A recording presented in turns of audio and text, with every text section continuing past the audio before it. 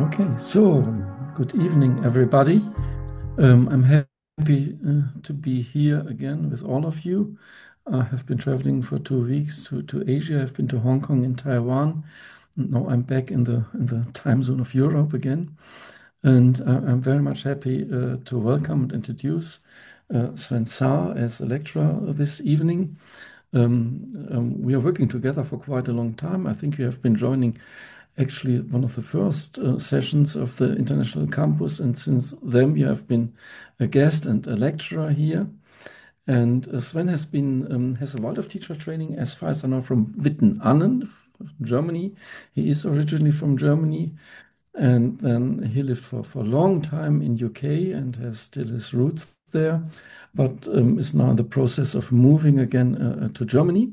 He's an internationally very well-known teacher, lecturer. He gives seminars and courses all over the world. And one of his latest books is about sex education. And today he is going to speak about the question, how traditional is Waldorf? And I couldn't wish having one with more expertise for that topic here. Thank you for being here, Sven. Thank you very much, Jost. I'm very honored to be here again. And first of all, to all of you, thank you for being here. And thank you for those of you who have your cameras switched on, because it's wonderful if one presents to be able to speak to look at faces.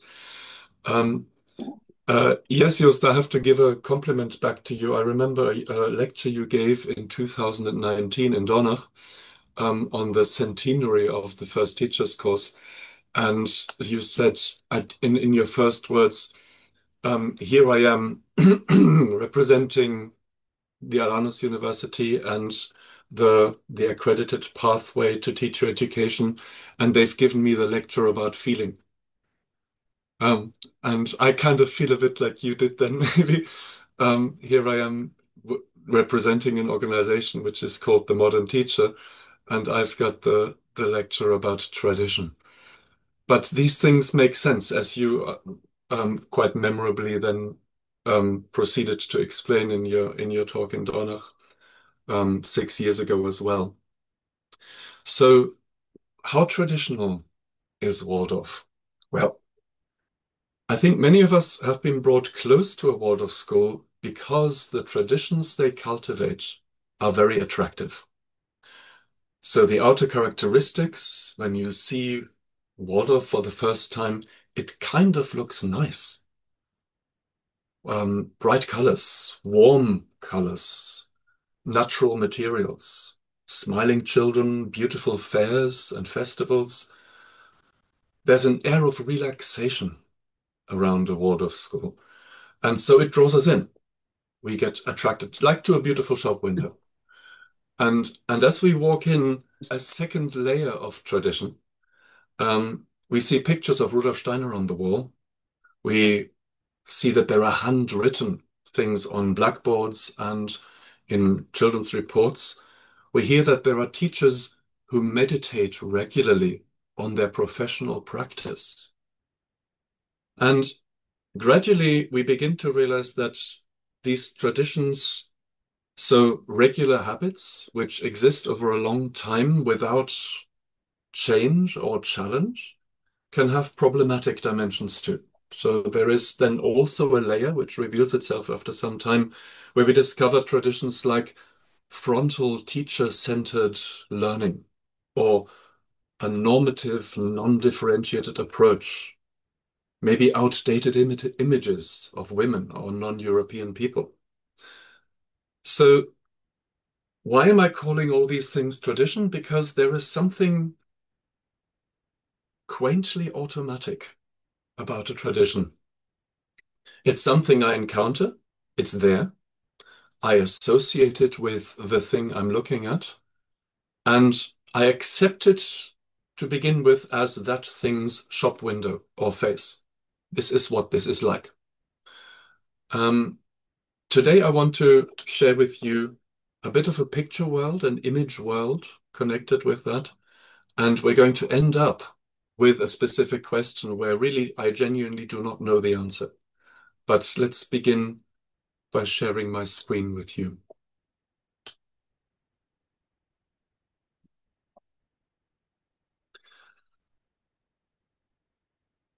So in the title slide, you already see three images which symbolize Waldorf traditions, you could say. So each of those three elements are things that people associate with the Waldorf school. Each of them is attractive. None of them is ugly. Um, each of them is material. It exists. Sensual. It has an impression on me. And it either invites me to interpretation or it doesn't. So when we go a little bit deeper into this field, we could ask ourselves, why do we actually embrace traditions in our lives? This is the first question I would like to look at with you. And the second thing I would like to address this evening is how, if we do want to question tradition, how do we do this most effectively? The third element I would like to ask is, can traditions actually do real damage? Or are they things that we could ignore and shrug off? So are they dangerous? Um, and at the end, I would like to look at possible strategies for letting go of traditions if we have decided that they have outlived their relevance. So if we decide to do that, how would we do that? And make sure that we have success, so to speak, in that. If you can, I'd like to invite you to go back to your very early childhood when you were around 2 or 3 years old. Your parents began to actively teach you a tradition which had been taught to them in turn.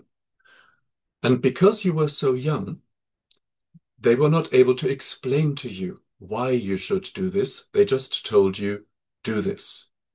Can you remember when you were first taught when to say please and when to say thank you and when to say excuse me? Search for a moment in your memory, and I don't know, of course, I can only assume that what comes up looks something similar than it does for me. Certainly for my generation, this was a typical thing. It's your birthday, it's Christmas. A relative gives you something nice, and you look at it and you are all taken by how shiny it is or how big it is. And then your mother says, what do we say? And you've been conditioned and trained to say, thank you. But you don't really understand the concept of gratitude. And there's really no point explaining this to a 2.5-year-old child, why they have to be grateful for something. And so you just accept it. This is what we do.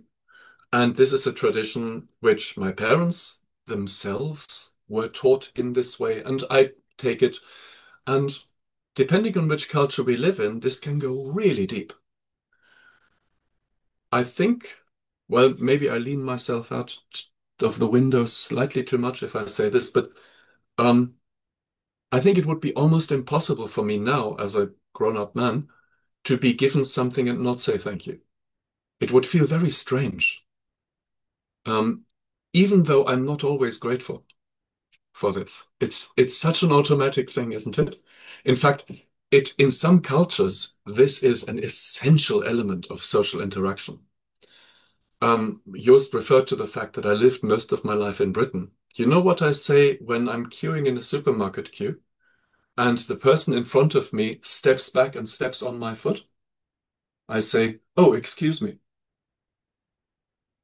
It's not because I've done anything wrong, but because I've tuned into the tradition in this culture, which is start by apologizing and then see what actually happened. And it's an astral habit that is, the word habit says it, it's infused by what Steiner calls etheric forces. It becomes an automatism, although it is in the social realm. So let's have a look what traditions actually are. Like one does, I go to Wikipedia for simple definitions of things, and then I don't like what I see there, so I readjust the sentence slightly. I've turned it around a little bit. So this is Wikipedia.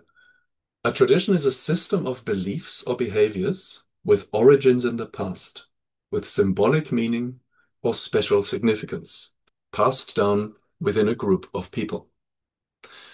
If this sounds familiar to you, then it is because Martin Rawson gave you almost the same definition in his talk 2 months ago, I think, on global values in Waldorf. And he unpacked this a little bit. So I'm not going to repeat what he said, but I'm struck by the two elements here, symbolic meaning and special significance. So let's say I'm going into a church, especially most people, even those who do not feel profoundly reverent at that moment, will be inclined to take off their hats. Men, anyway. I've never quite understood why women don't take off their hats, and men do. Anyway, so that is a profoundly symbolic gesture, isn't it? And especially if I don't feel particularly relevant at that moment, it's a traditional gesture. It's not something that really comes from the heart. But when you walk through the Palace of Westminster in London, where the Parliament is, there is a statue of Winston Churchill.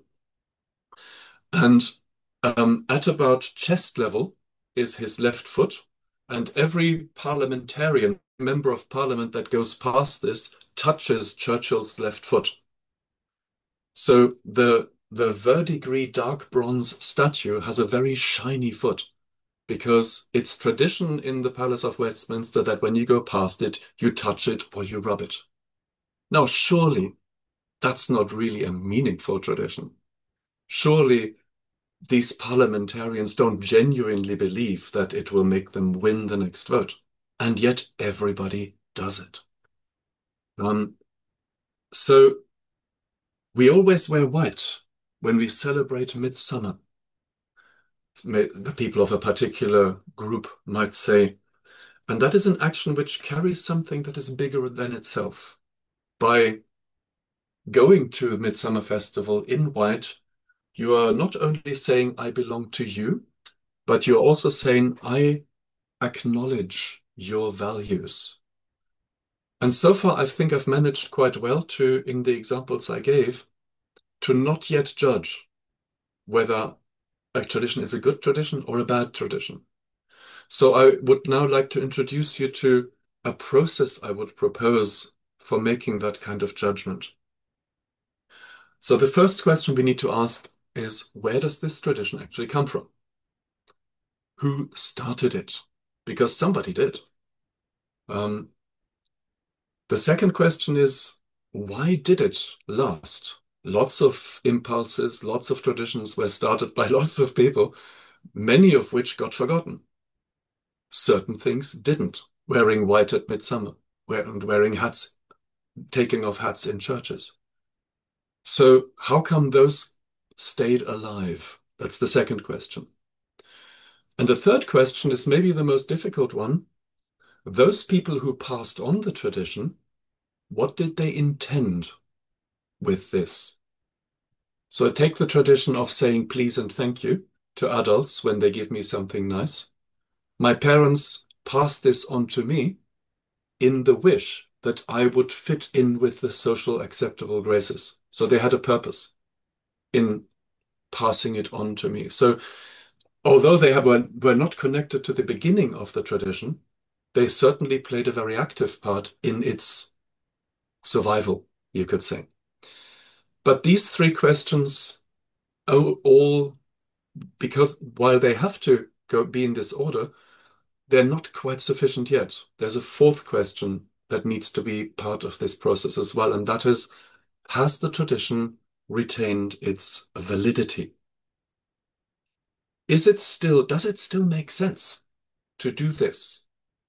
I just have to go briefly back to the tradition of taking one's hat off in a church. This year in March, I visited the Sagrada Familia in Barcelona, along with 1.5 million other people on that day, I think. And all the doors were open, and it was freezing cold on that day. And I had caught a cold already on the day before, so I wasn't feeling very well. So I kept my beanie hat on my head. And within 10 seconds of entering the church, somebody came to me and said, "Take your hat off.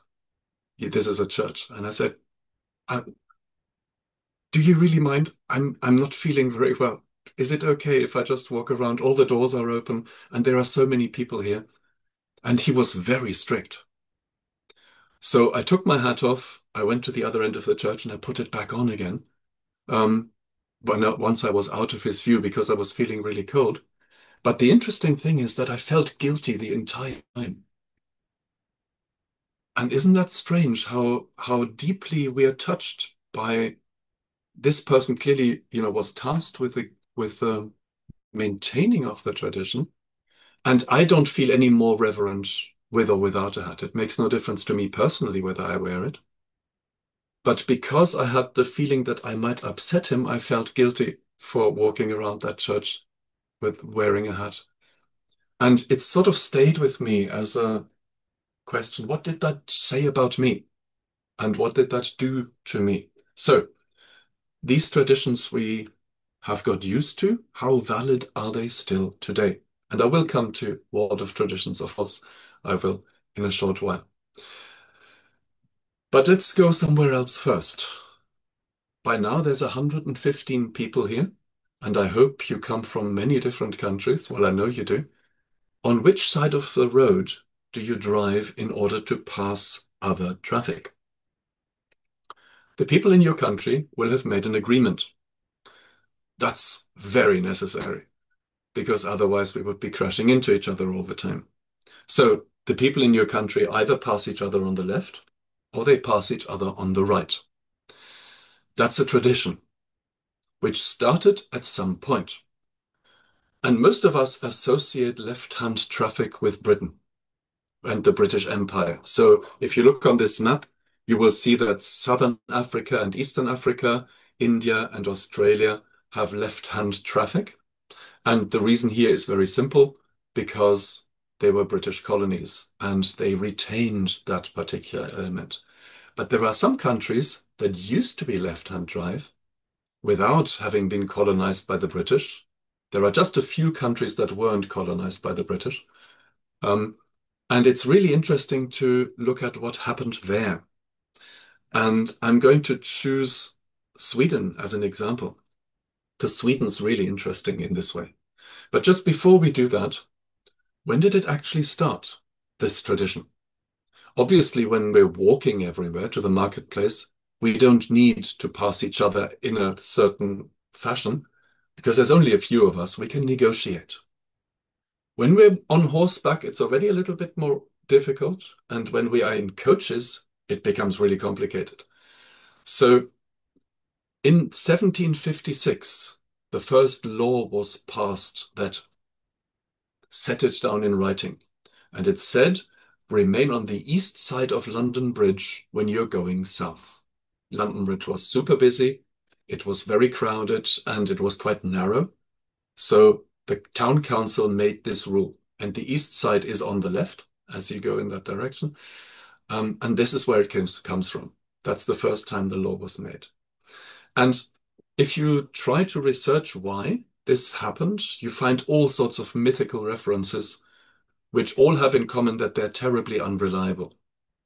So you will find one story that says that I ride on the left because I hold the reins of my horse in the left hand, and I have to have my right hand free to fight with anybody who comes the other way.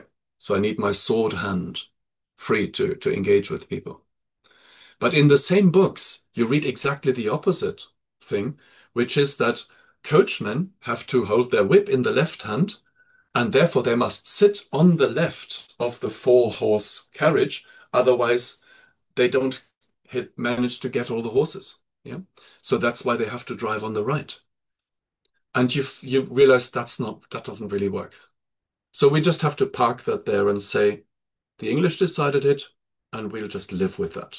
After all, you have to be on one side, don't you? When we then fast forward to Sweden, we found that Sweden had been left-hand traffic dominated since 1734, so before Britain. And the interesting thing here is that neither Norway, nor Finland, nor Denmark had left-hand traffic. And I didn't know this until I started researching it. Right up to when they changed, all Swedish cars were left-hand drive. So if I drive in my British car, because I have a British car, in a left-hand drive country like Germany, I'm at a disadvantage. I can't see safely in order to overtake other cars. That's exactly the situation Swedish people were in for more than half a century. When they were driving, they were on the wrong side of the road, so to speak. And so the Swedish government looked at the accident statistics again and again and tried to persuade its own people to change. In fact, in 1955, there was a referendum that said, please, dear Swedish people, we want to change to right-hand drive because all your cars are the wrong way around. And the Swedish people voted with 83% against that change. That's how much they loved the tradition. And you'd say with figures like that, who would dare, right? But the Swedish government was very brave. They went against their own people. And in 1963, 8 years later, the Reichstag approved the switch to right-hand traffic by 1967. In other words, they gave themselves 4 years to prepare the ground. And on the 3rd of September 1967, at 5 o'clock in the morning, all the cars on the road would cross. And from that moment on, everybody would drive on the right-hand side. Now, this happened. And it happened successfully. Okay, this was beautifully organized. And all the accounts of that actual moment are very excited, very anxious, and ultimately super satisfied. We did it. It worked. Let's tell everybody about it. We changed a tradition. And yes, initially, the accident statistics did go down. Fewer people got killed on the roads. It's maybe necessary, because this is an academic platform, for the sake of fairness, to be completely truthful and say that 5 years later, the accident statistics were exactly back where they were before. So it didn't seem to have a long-term effect, and there are studies that investigate that. Why didn't it make everything better and safer? One um, one theory is that Swedish people drove more recklessly now that they were sitting at the proper side of the road, and less carefully. I don't know if this is true, but the key thing is, here was a popular opinion in favor of retaining a tradition, and a government who knew better stepped in and said, we're going to change it anyway. And in the end, everybody was happy about it. I've just been 2.5 weeks in Sweden, driving in a left-hand drive car on the right-hand side of the road, and I felt very safe all the way through. Okay, enough of road traffic and so on. Let's go to Waldorf traditions. I don't know, if I asked you name one Waldorf tradition, which one would you say? Well, I did this exercise with myself, so I'm going to show you a little list. Morning verses, class teachers, seasonal festivals, wax crayons, main lesson books, natural materials, craft lessons, and self-administration. In a moment, I'm going to ask Lisa to send you off into connection groups. Zoom persists in calling connection groups breakout rooms, which I've always disliked a little bit as a phrase. And from my friends in the handwork teacher training, I've learned to call these connection groups. I would love for you to connect with each other in a short conversation, 10 minutes, about Waldorf traditions. This is so that you have a much better chance of engaging than you would otherwise have in the plenum at the end of this lecture, where, there's 100 of you or more, and only 3 or 4 get to say something. So this way you can really get an exchange. We will have 6 or 8 people in each group. And these are the questions I would like you to consider. You can take the list I just gave you, but it doesn't really matter. Bring something of yourself and your own experience to this. The first question, for which Waldorf traditions am I grateful? For example, because they got me into it in the first place. Secondly, which Waldorf traditions do I find irritating? So they've annoyed me always and I'd like to change them. And thirdly, which Waldorf traditions seem meaningless to me? I know this happens, but I don't really care. So these 3 elements, in any order you like, I'd love you to engage with for about 10 minutes. Thank you very much, Lisa, and you can, I think, open the connection groups now. So welcome back, everybody. Thank you for engaging with each other. It seemed to me from the group in which I was allowed to listen that there is an element of tradition that I haven't named yet, and that is tradition as a source of strength.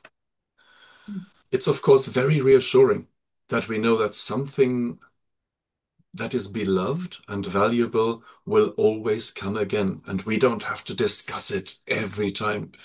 Shall we do it this year? There's a certain reassuring quality to it. But does it take away our necessity for really understanding why we do it?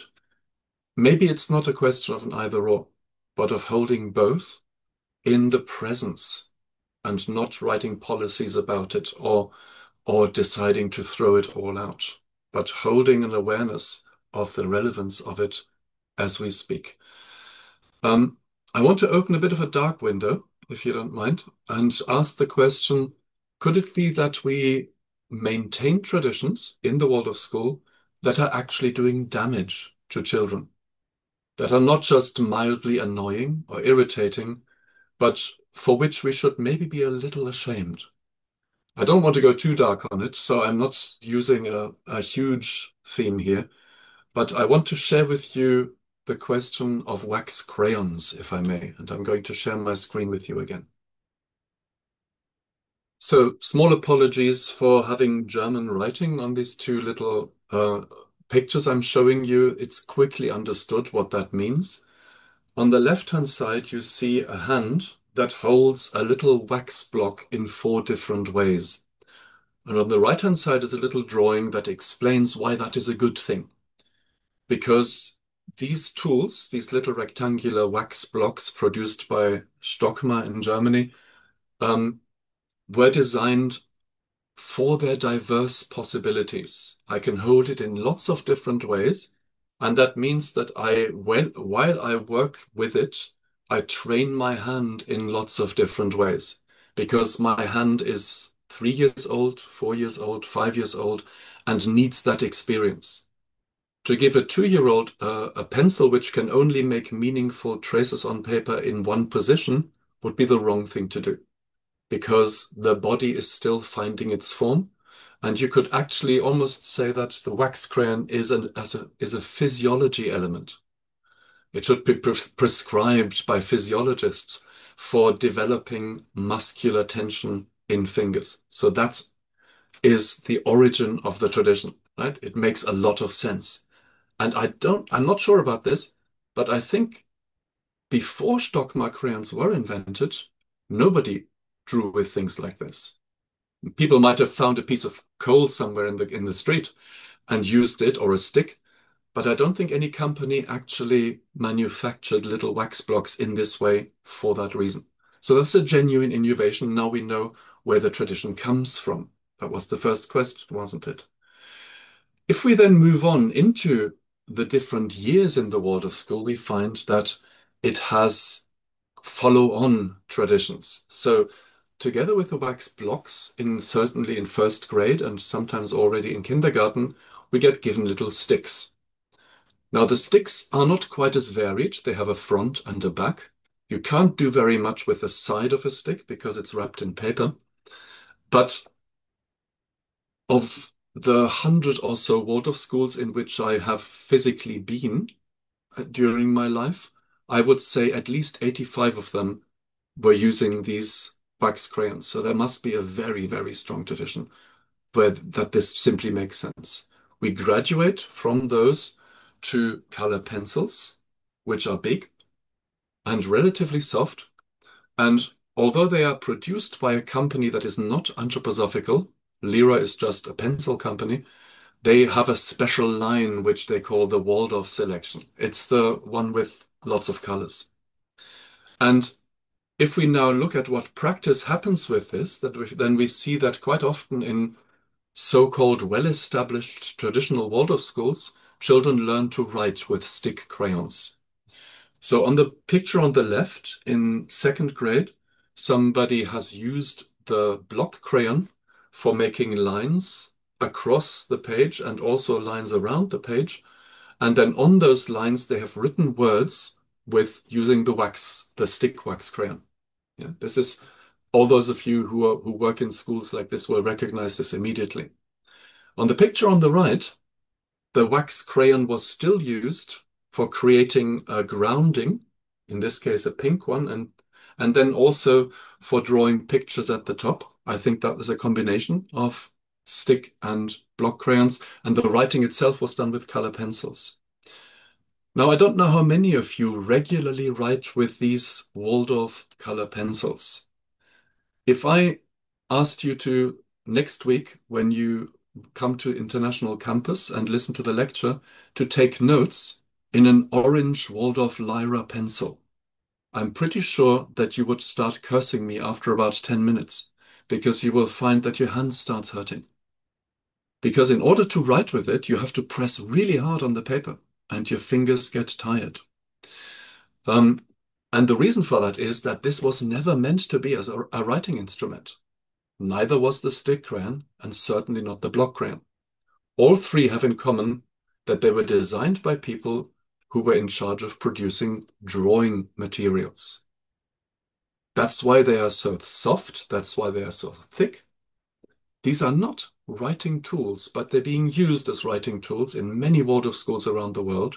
And I'll show you the result of that practice. I was in a Waldorf school 8 weeks ago in a fourth grade class, and I was looking at the children at work, and then I asked the class teacher for permission to photograph the children's hands as they were writing. And I have about 17 pictures of children's hands, and because of space, I've only picked out 3. Just put yourself into the place of that hand for a moment. These children write every day. They spend at least half an hour, possibly more, of their daily time holding a pencil with this physical attitude. You know what we're doing, don't you? We're crippling children's fingers in the purpose of creating beautiful books. Because, just to go back a moment, isn't it beautiful if books look like this? Doesn't it make our hearts sing to see all these beautiful colors? Well, dear friends, this is the price they're paying for it. Look at their fingers. Why is it that we can't use tools that were designed for the job? It's not like they would have to work with ball pens and throw away materials. Those of you who have got their hands free at the moment, you can see me, I think, despite well, maybe I'll just stop the share so that I can show you, because I feel very strongly about this. If you have a pencil on your desk, maybe you could just take it and take your writing hand and lay the pencil across the gap between your thumb and your first finger and make it rest on the middle finger like this. Yeah, can you see my hand like this? Now you can see your thumb and your first finger are free in the air. All you need to do is to close them, and you have automatically got what is called the correct tripod grip. Your hand is designed for this. Yeah, it does this by itself. but you need to do it this way.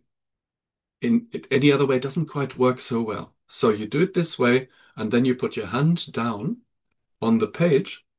And when you do that, let me bring the picture back to show you the official version of this.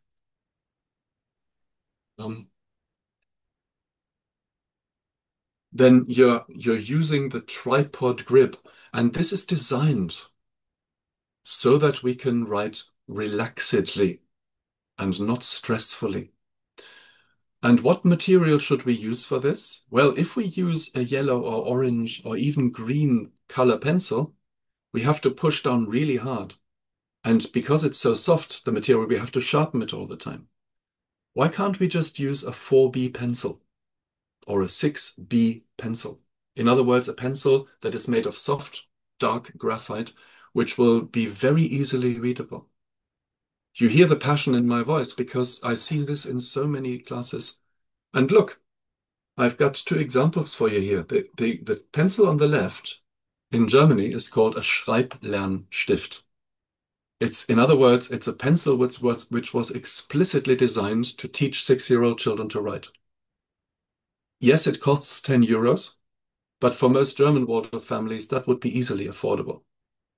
Yeah, for one Koroi recorder, you can buy 6 of these pencils.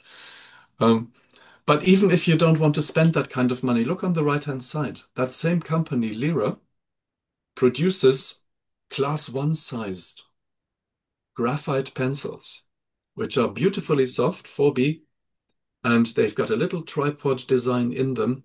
And the last time I went to India, I took 180 of those to the 2 Indian schools with whom I work, so that the children can learn to write smoothly and with the correct pencil hold.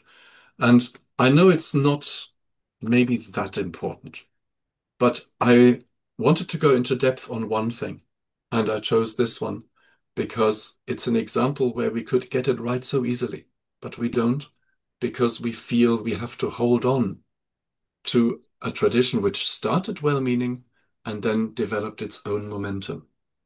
Are there more of those? Oh, yes, there are. It didn't take me more than 2 minutes to come up with a list of problematic traditions in the Waldorf world. And I'm sure you could produce your own list. So don't think by any means that this is exhaustive. But the idea, for example, that we teach slowly in the Waldorf schools. Steiner never said that, but somehow it's become part of our image. And there are lots of teachers, when I ask them as their mentor or advisor, why don't you proceed faster with this? The children seem to be very keen. They say, oh no, it's too fast. Waldorf education must be slow. No, it doesn't. We are in danger of boring children and putting them off learning if we move too slowly. And so you could unpack each of these particular points on the list. I'm not going to go through them all, but I want to mention one in particular and I'll return to it later. And that's the second part on this list. I don't know if you remember at all the lecture I gave here last year, but I quoted Rudolf Steiner from his very last lecture, August 1924, when he asked the teachers, what is the golden rule of all teaching? And he answered that question by saying, the golden rule of all teaching is that children must not get tired. And then he explained that in order to achieve that, we have to work rhythmically. And out of that exhortation to work rhythmically, we've created the rhythmic part of the lesson. So in lots of Waldorf schools everywhere, we have a circle time that lasts anywhere from 10 to 30 minutes. And if your classes are anything like mine, that when you've done 2 songs and recorder playing and the verses and another poem, the children don't look awake at all. In fact, that's a sure way to teach them to hate poetry, hate singing, and hate recorder playing. And Christoph Wichert, bless him, said this in a well-published article in 2011. Why haven't things changed since then? for me, this was such a wake-up call to read Christoph's article. It's called A New Day. You can read it up in the Pedagogical Rundbrief from 2011. And yet I go into schools and we still haven't got this. And so I'm kind of thinking, what is it that holds us back?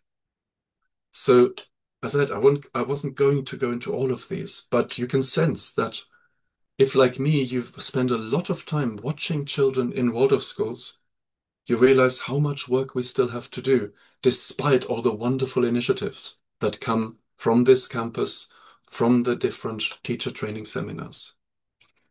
So what I would love you to do beyond today, those of you who work in a Waldorf school, would you mind asking the people who chair your meetings to say, can we spend 1 hour and make a list of Waldorf traditions that we use in our school, and then just take 3 of them and go through the 4-step method. Where does it come from? Why has it lasted? Why does it keep being passed on? And is it still valid? I think this would be so useful. If the short conversation I was just witness to in the connection room is anything to go by, the moment you speak it out, it becomes real. I have a question about this. And that doesn't mean that we throw something out or let go of it. But if we have examined it and then decide we love it and we want to keep it, then it becomes 3 times as strong as just something that we keep because we take it for granted. But I think for myself, my main source of passion in this is the potential damage that unreflected traditions can do to individual children and also to our reputation as a Waldorf school. I've got one more example. Maybe you've seen pictures like these before. When they're being tested on their school readiness, children are being asked to draw a picture that contains a tree, a house, and a person. And the classic question that accompanies pictures like this is, which of these children is ready for school? Now you can probably guess that the answer I'm looking for is not the child on the left. Both children are 6 years, 3 months, and 12 days old. They're both ready for school. The question is the school ready for them? And just as a little sidebar, one of these children is going to get a lot of attention from their teachers. The other one is in danger of remaining invisible for the next 12 years. I'll leave you to figure out who is who. But I want to go a little deeper with the help of a very friendly academic on this question. His name was Remo Lago. And for me, he was one of the great heroes of childhood of the 20th century. He was a Swiss child doctor, a pediatrician, who specialized in conducting and interpreting longitudinal studies on child development. So he looked at factors to determine how we measure age development of children.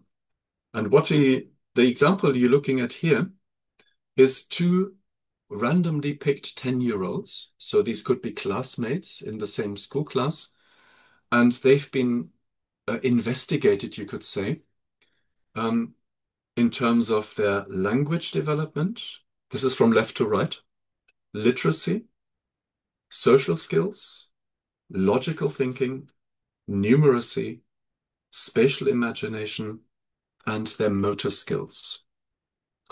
And if you compare the figures at the top and at the bottom, you realize what we all know from a heuristic standpoint anyway.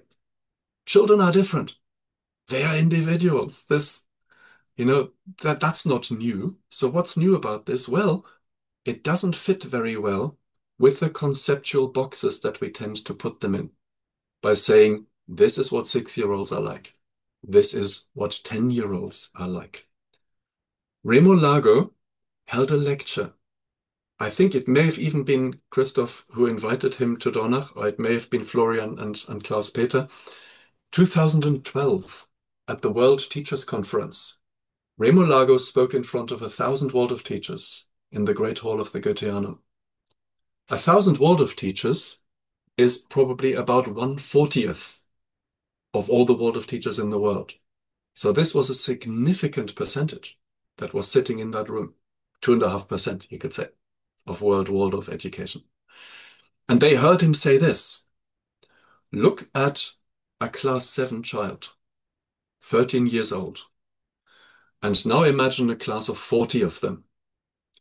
If we apply psychologically accepted, well-founded criteria for their development in terms of social, cognitive, and emotional development, only 1/4 of any class of children are as old as it says on the classroom door.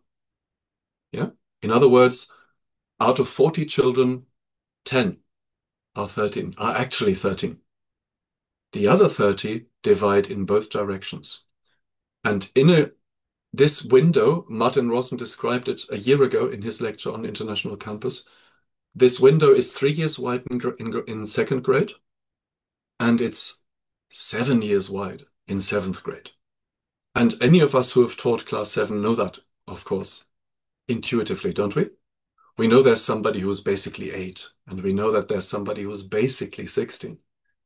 But we keep saying, oh no, they must do Renaissance, because Renaissance is the right thing for 13-year-olds. I don't understand why we didn't listen better to Remo at the time and persisted in saying that our horizontal curriculum is developmentally wise. I'm not against it as such, because you have to have a curriculum, but I think a horizontal curriculum is a very good gift for the social development of children, because they have to make compromises. Some things are a bit too early, some things are a bit too late. That's life. This is what life is always going to be like. Life doesn't revolve around me as an individual. So I have no problem with everybody learning the same thing. But what I do have a problem with is to say that it has to be in this way. And this question whether the school is ready for the child really opens up maybe a living working question, a new research question on whether the horizontal curriculum should remain a descriptor of what we do.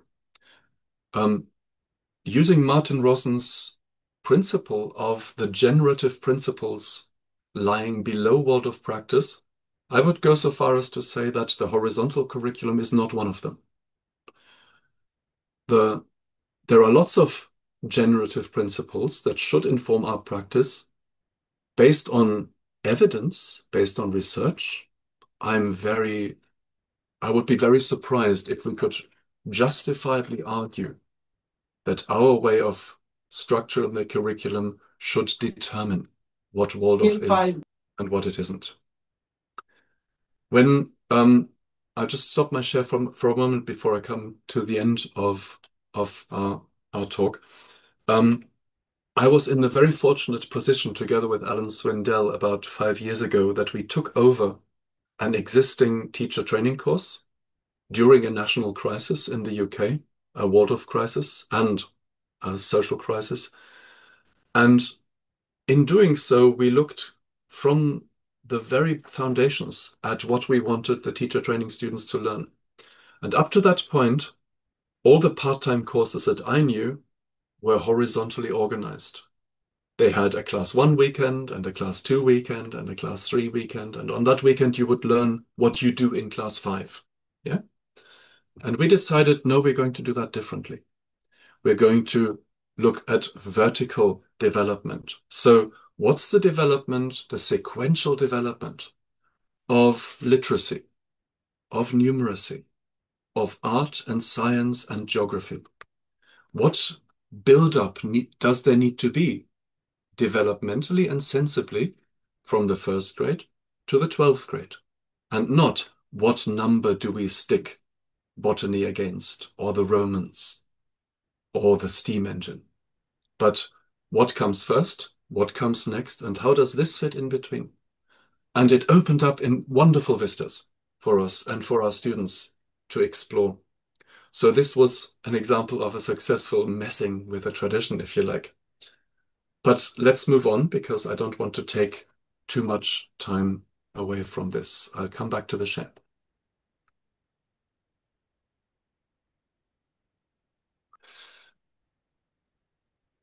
So why is it so hard?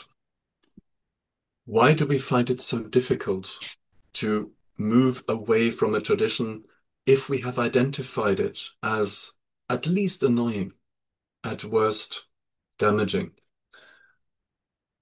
Some of you who live in the German realm will have come across a very well publicized, highly critical book called Der Waldorf Komplex. It was written by a former Waldorf pupil who also is a former Waldorf mother. And it, like many of these books, it lays out why Waldorf education can be dangerous. And one of the key accusations she puts up is that we are ideological.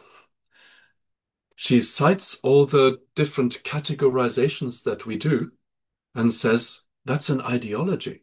That's not based on science. So she takes, for example, the 7-year developmental cycles, the temperaments, even things like the planetary qualities. Yeah, all these kind of things are categories in which we put children in order to interpret their development and their behavior. And I have to say, I know what she's talking about. She's not entirely wrong, although I don't agree with the tone in which she wrote her book or with most or some of her research. But I think there is a problem to be identified. If I reframe all my perceptions according to the worldview I have, then I am actually working out of an ideology. If I have a profound self-knowledge moment that a pupil of mine shares with me the day before his 8th birthday, yeah, and I kind of think, oh, what was that just came out of him now? Then that's a Rubicon moment, to put a Waldorf word in there. No, he's not 9.5, but he's got one right now. And I don't do him at all any favor if I say, well, he's much too young for that. It can't be this. So that would be ideological to say something can't be because it mustn't be. I think where the anthroposophical instrumentarium comes in is as a point of reference to test my perceptions. Most of us as teachers are daily enthusiastic heurists. Yeah, we have intuitions all the time. We have an impression, we walk, we run with it, we do something with it.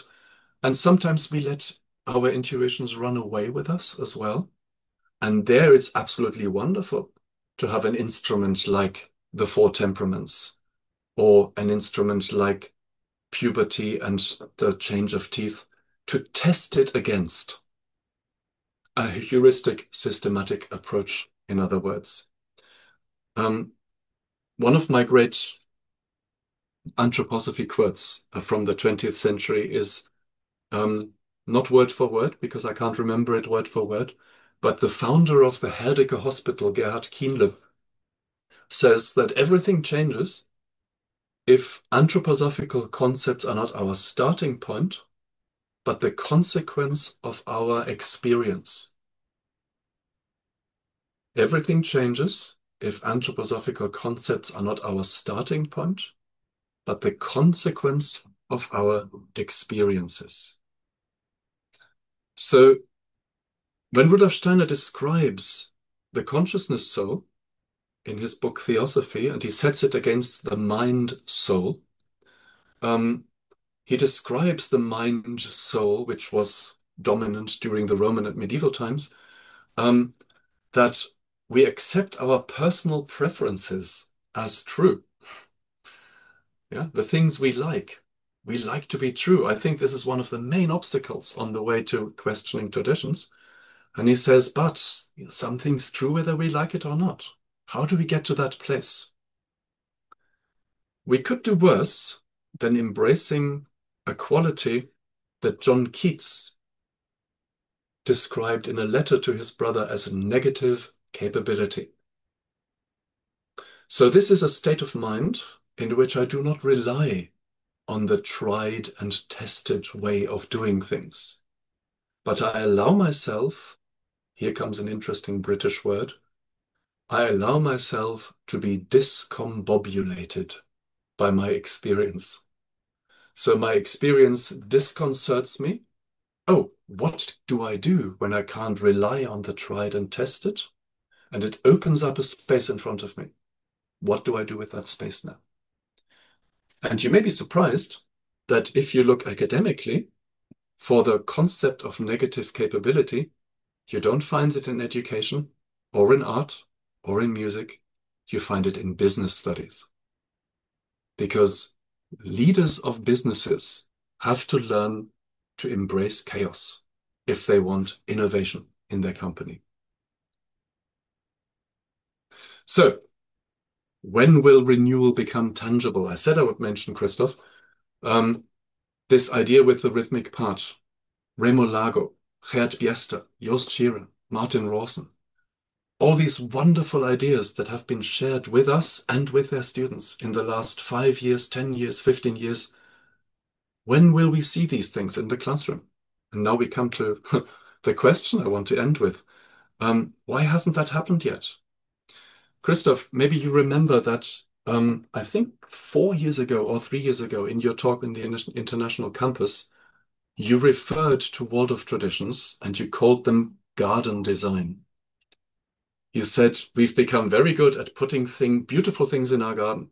Class 8 play and the Class 12 project and lots of things that have developed that look really so attractive that people will admire our garden, our Waldorf garden, and never enter the house to talk to the inhabitants.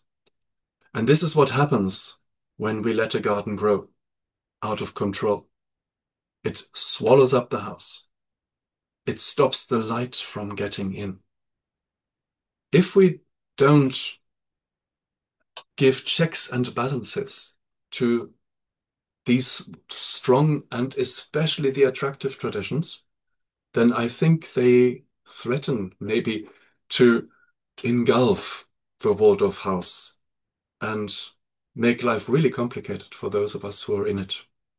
So, this is my question. How do we change tradition?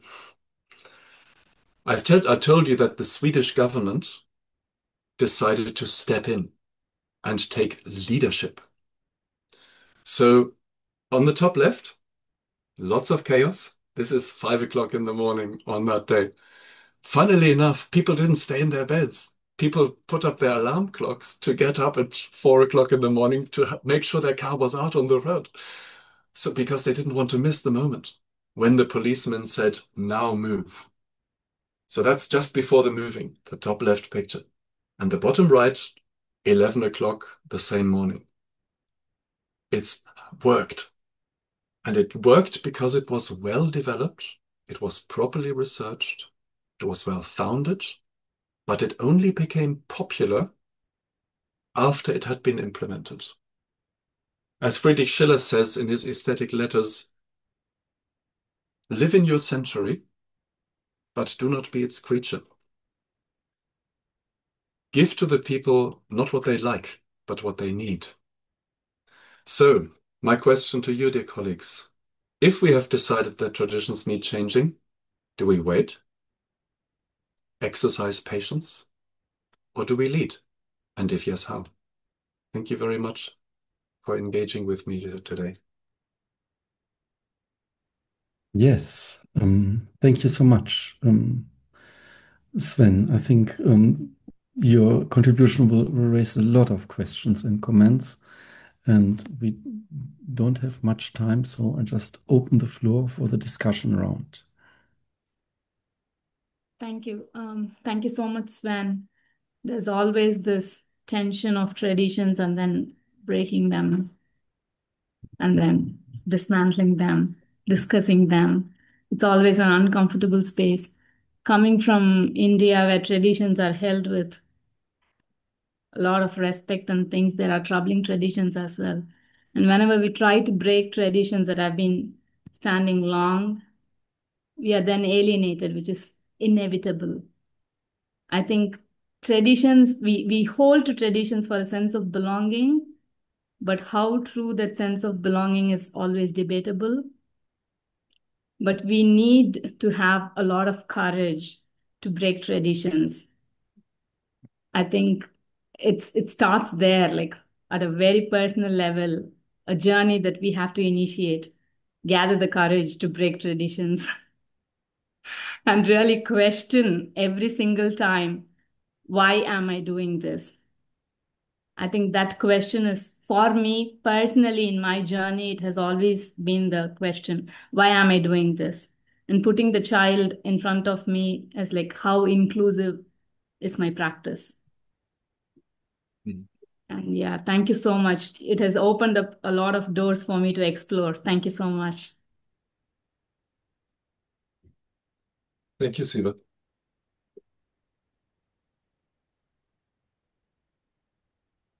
When I look back at my own experience being a Waldorf teacher at the Dortmund Waldorf School, during my time there has been a lot of traditions, so to speak, they have been cancelled.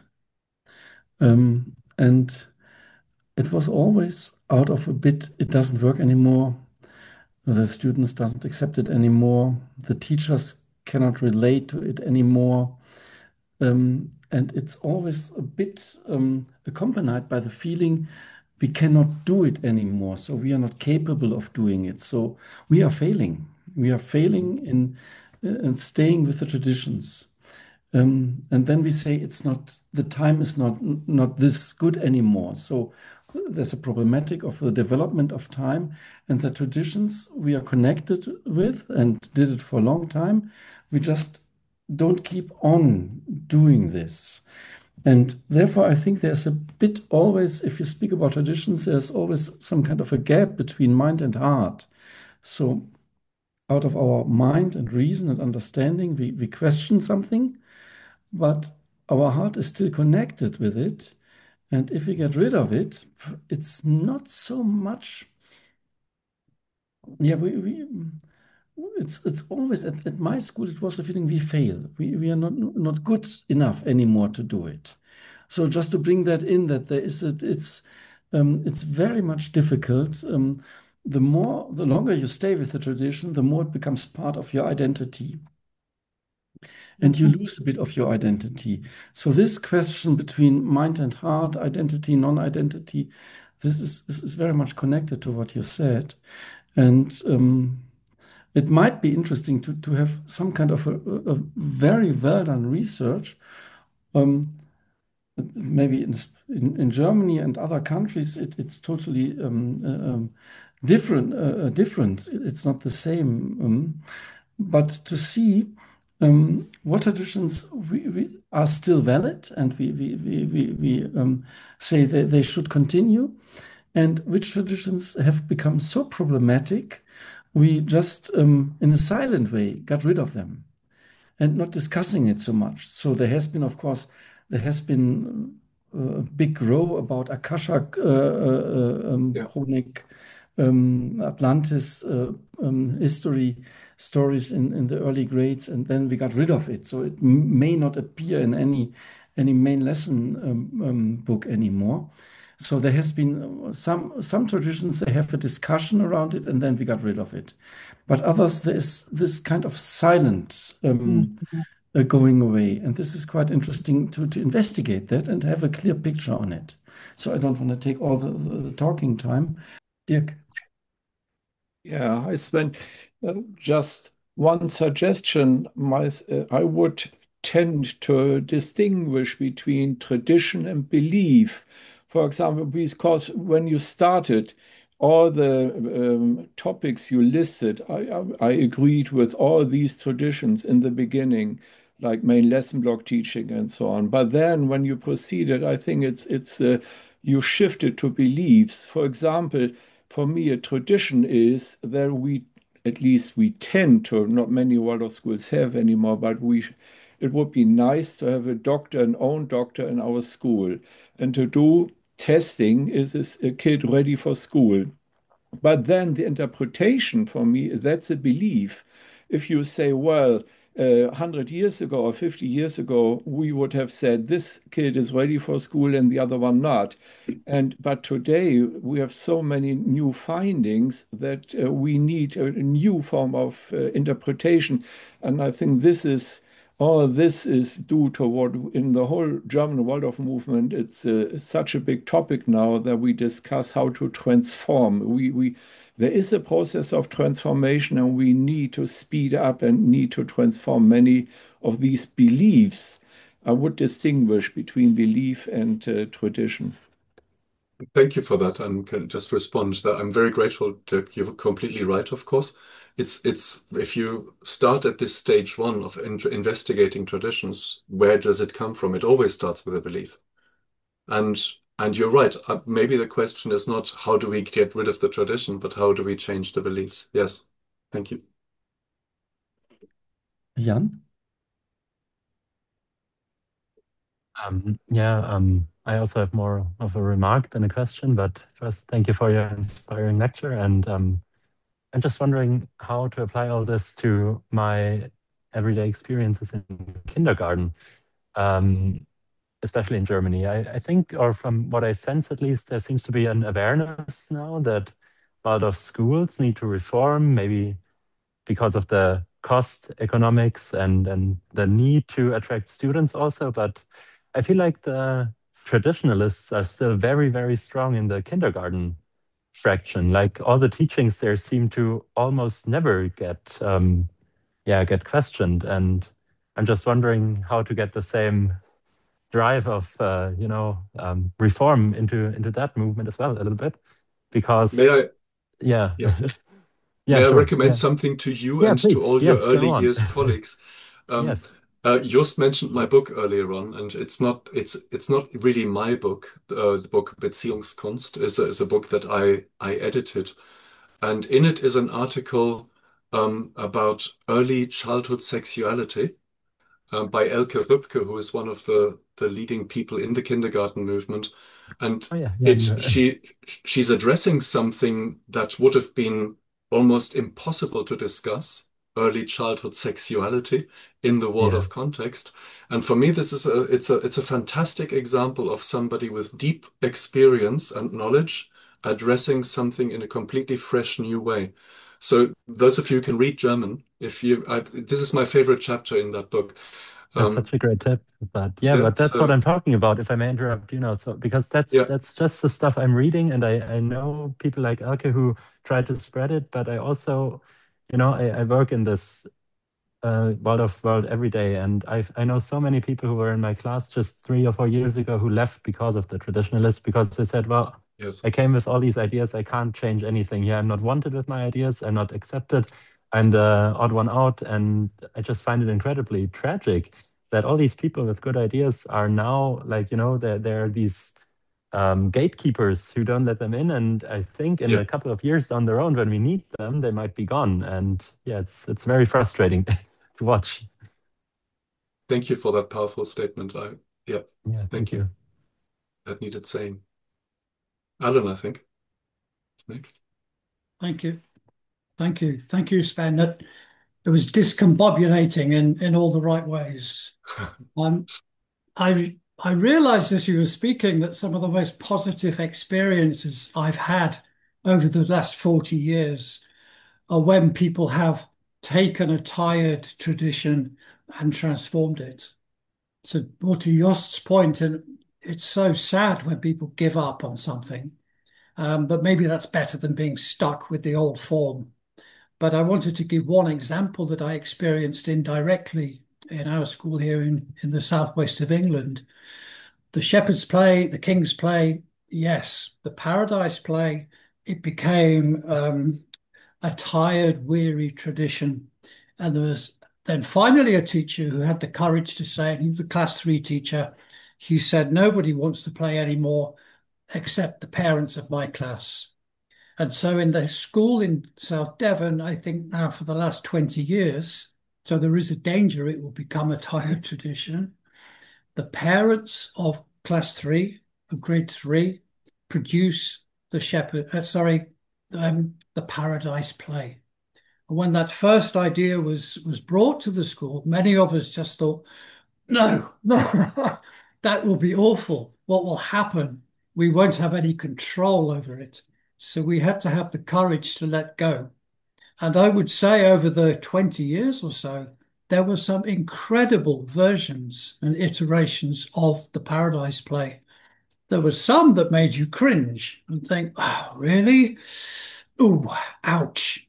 There was also a year, maybe there'd been 2 years, when the parents refused to do the play, but only after a long, heated engagement over why they didn't think the play was suitable. But for me, that is also a very positive thing when parents engage with the tradition and say, no, it's not for us. And then the following year, another group of parents picks it up and transforms it.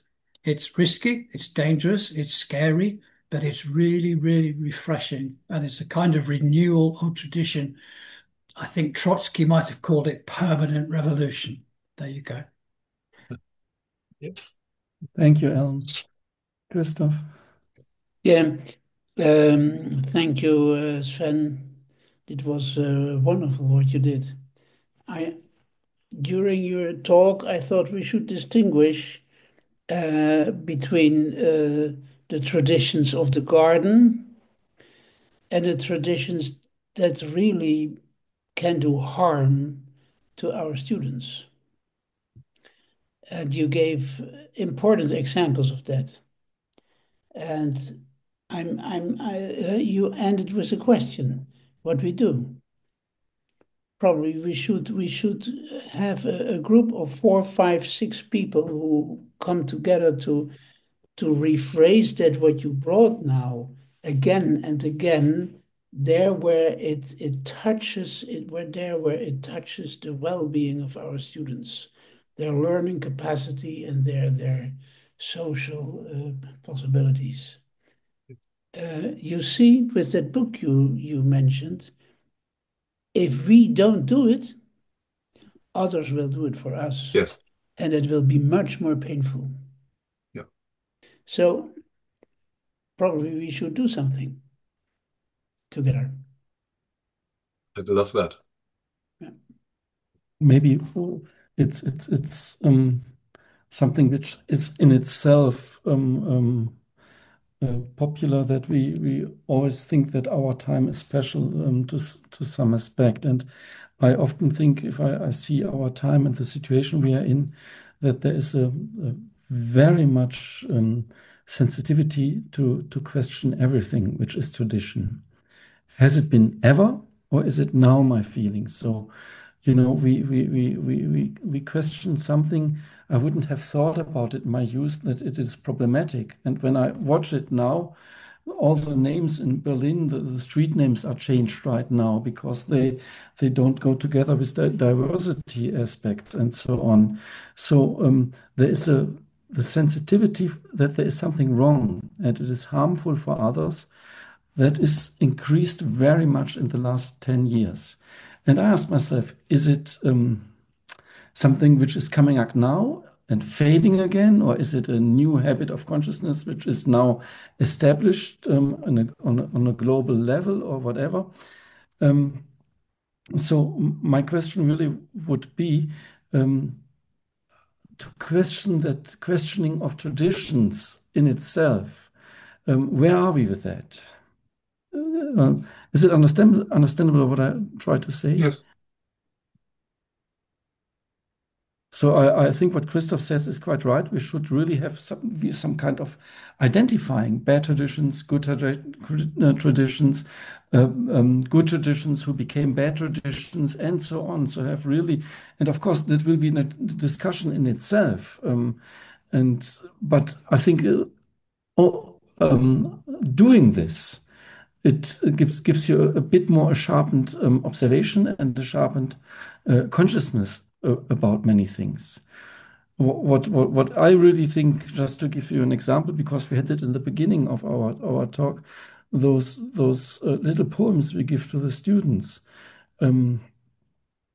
how much patronizing consciousness we put into it, and we don't know what it means to a child in the end. We do it out of our best intentions, but you know, it's our judging, our framing, our understanding, and we put it into a verse, and we want the child to live with it for 1 year. So this is quite mighty, quite powerful. Mhm. Also to be questioned. Yes, I agree. Although there, maybe if I might say that, as somebody who has written and published verses like that quite recently, I would say that when I look what came before, the verses, especially in German, which were written in the 1950s and 60s, they were incredibly unimaginative. They just said, I have to be good. I have to be quiet. I have to be hardworking. And they gave very few images. So, and those verses are, of course, still in use. They're still in circulation. And I think rather than do away with this as a tradition, the idea that Steiner had to give a meaningful image to a child, that in itself is a beautiful thought. The question is, what do I do with it so that it doesn't become patronizing, but inspiring? And now I need an instrumentarium to distinguish the one from the other. And what Christoph said, in the work with my colleagues, I can develop instrumentariums like that, I think. But I don't think I can do it by myself. I think it always needs an exchange, which is, of course, what our meetings are designed for, that kind of exchange. Yeah. Oh, we have already reached the end of our time. So we have to finish now. Thank you so much, Sven. And we take that suggestion from Christoph, and we will talk about it. What would be the best format to have that as a project? Thank you so much for that, Christoph, too. And yes, I'm happy to announce the next lecture. Dirk is already here. Wilfried will join us next Tuesday, two experts on high school teaching. And we will ask the question, how high school capable is Waldorf? I think it's really one of the burning questions we have in the Waldorf community right now. Thank you so much. Have a nice evening, a good day wherever you are, and see you again next week. Bye-bye. Bye-bye. Bye. Bye. Bye. Yeah. Bye.